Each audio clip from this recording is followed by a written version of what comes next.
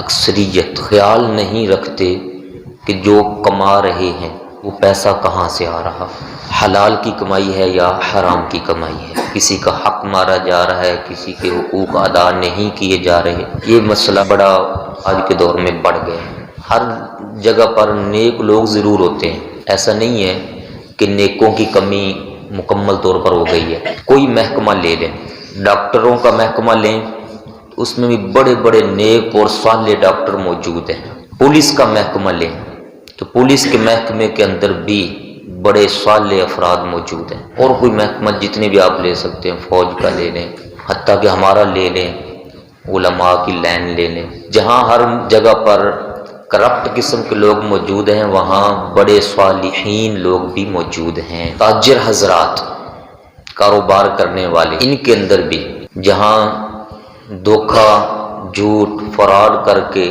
اشیاء بیچنے والے ہیں، خریدنے والے ہیں، وہاں سچ بول کر بھی تجارت کرنے والے لوگ موجود ہیں۔ ان اچھے لوگوں کی وجہ سے اللہ تبارک و تعالی بروں کو من جملہ کلی طور پر سزا نہیں دے رہا، کیونکہ یہ اچھے لوگ موجود ہیں۔ میں نے شروع میں یہ جملہ بولا ہے، اکثریت ہماری اب اس طرف چلی گئی ہوئی ہے، خیال نہیں رکھتے کہ پیسہ کہاں سے آ رہا ہے، کیسے آ رہا ہے، جبکہ ہمیں دین اسلام یہ حکم دیتا ہے، پاک کماؤ اور پاک ہی کھاؤ، حلال کماؤ اور حلال ہی کھاؤ۔